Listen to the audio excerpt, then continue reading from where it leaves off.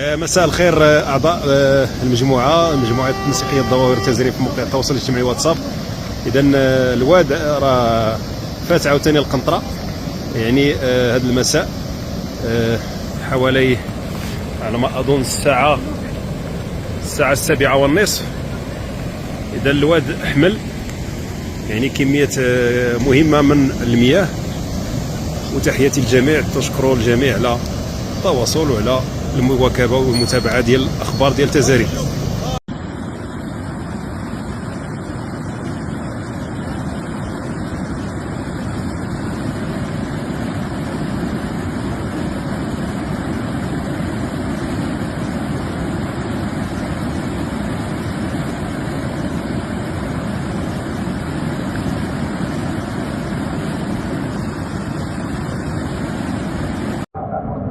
إذا مساء الخير. إذا الواد لا زال يعني فوق القنطرة، تحياتي للجميع.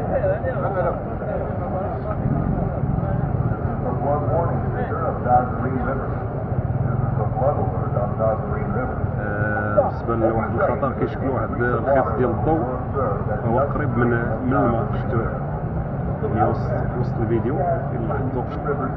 تحياتي.